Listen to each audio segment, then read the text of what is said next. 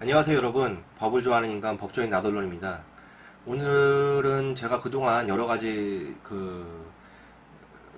좀 원고들이 할 수 있는 어떤 이런 것들을 위주로 조금 말씀드렸다면은, 오늘은 피고 아주 가장 기본이거든요.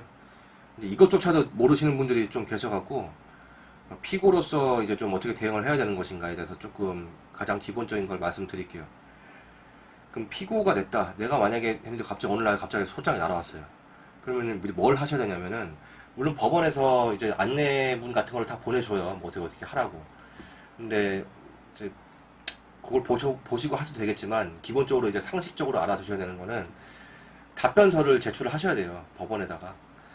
법원에다가 답변서를, 예를 들면은 원고가 이런 식으로 주장을 하는데, 우리도 이제 답변서를 이제 작성을 하는 거죠. 그래서 그 원고의 청구를 기각해달라는 취지로 이렇게 소송 비용도 그 원고가 부담한다, 이런 식으로 이제 써서 보내면 되는 거거든요. 그래서 그거를 이제 청구 취지에 대한 답변 1번, 원고의 청구를 기각한다. 2번, 소송 비용은 원고가 부담한다.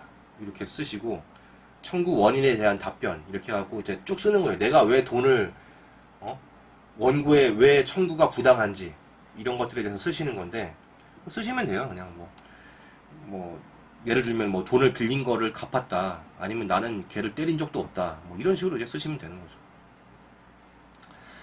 근데 이제 중요한 거는 그거를 30일 이내, 그러니까 소장을 받으신 날 다음 날부터 이제 30일이죠. 이렇게 30일 이내에 법원에 제출하셔야 원칙적으로 오케이입니다.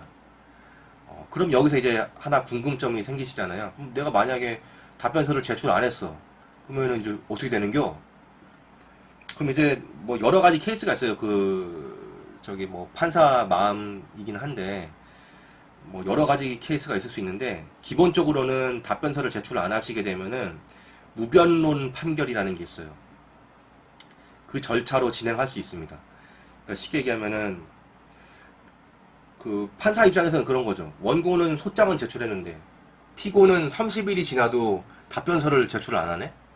그러면은 피고는 이거를 다, 그 중요한 거, 민사소송에서 가장 중요한 것 중에 하나가, 기본 원칙은 침묵은 긍정의 의미라고 보시면 돼요. 그럼 판사는 뭐라고 생각하겠어요? 원고는 돈을 내놓으라고 하는데 피고는 죽었는지 살았는지 답변서도 안 내고, 송달은 됐는데 답변서는 안 내고, 그러면은 이거는 피고는 침묵 인정한다는 거야? 묵묵부답, 입이 10개라도 할 말이 없나? 딱 이런 거죠. 예? 그렇게 생각할 수밖에 없는 제3자 입장에서는, 판사가 무슨 피고가 누군지 알게 뭐냐고요. 생전 듣도 보도 못한 진짜 잡것인데, 듣보잡인데. 예? 그래갖고 결국에는 이제 판사는, 건수는 많고 판결은 많이 해야 되는데, 아싸구나 잘됐다, 그냥 답변서 안 냈어? 그럼 너 이 새끼 그냥, 그래 내가 판결해줄게, 지옥의 맛을 한번 봐라, 꽝꽝꽝, 그냥 원고 1억을 내놓으라고? 그래 너 원고 1억 달라고 했으니까 제가, 그래 자 1억 줘, 이렇게 하고 판결 딱 할 수도 있다는 거죠. 예. 그래서 그거를 무변론 판결이라고 합니다. 그래서 답변서는 그러니까 기한 내에 내시는 게 제일 좋고요. 근데 무변론 판결도 솔직히 이제 변론 없이 이렇게 하기가 조금 껄쩍지근하잖아요. 그러니까 판사가 이제 기일을 잡아요. 그러니까 무턱대고 그냥 답변서 안 냈다고 30일 지났다고 그냥 바로 그냥 판결, 그냥 31일째 되는 날 무변론 판결 꽝 해갖고 보내고, 이게 아니고, 그럼 이제 통지를 해주는 거죠. 그럼 무변론, 그러니까 판결 선고 기일을 이제 해갖고, 기일을 잡아갖고 그 각 당사자한테 다시 송달을 시킵니다. 그럼 피고 입장에서는 그 판결 선고 기일 거기에 적힌 어떤 서류를 받아볼 거 아니에요. 그리고 그 기일이 지정됐다는 걸 이제 알 수 있단 말이죠. 그럼 그때라도 판결 선고 기일 전만 내면 돼요. 법원에 답변서가 접수가 되는 게 판결 선고 일자 그 잡은 날 바로 전날까지만 들어가면 되는 거예요, 실무적으로. 그러면 원칙적으로 무변론 판결은 취소가 되고 변론 기일을 잡게 되어 있습니다. 그러니까 어쨌든 중요한 거는, 무변론 판결 그 선고 기일 전에 만 답변서를 내시면 된다는 거예요. 답변서 어렵나요? 원래는 이제 그 민사소송법도 몇 번 이제 개정이 돼갖고, 간단한 답변을 못 하도록 돼 있어요. 그러니까 구체적으로 그 답변을 적도록 이제 민사소송 규칙에 이렇게 되어 있거든요. 그래서 예를 들어 뭐 원고의 그 청구 주장을 인정할 수 없으니까 모두 기각해 주시기 바랍니다.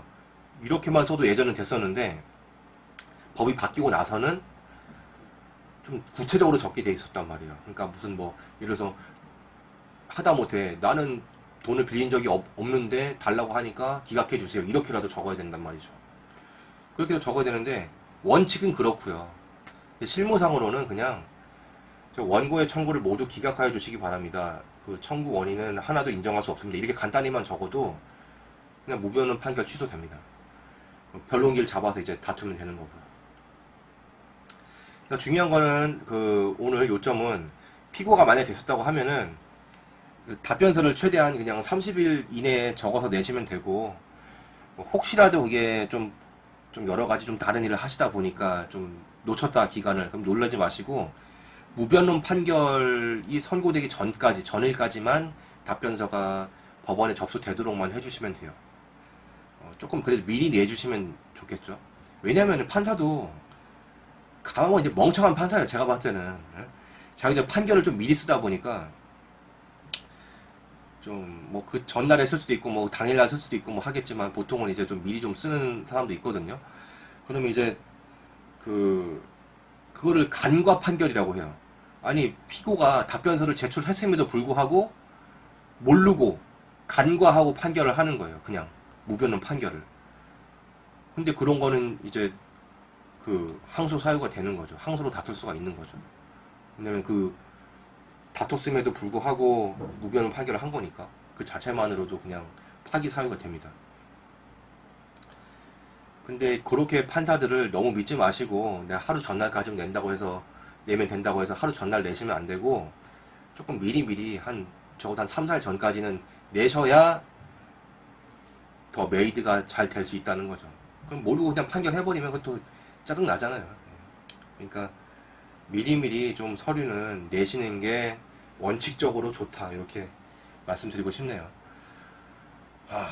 어쨌든 오늘은 여기까지 하겠습니다. 여러분들 소송은 하지도 말고 당하지도 말자.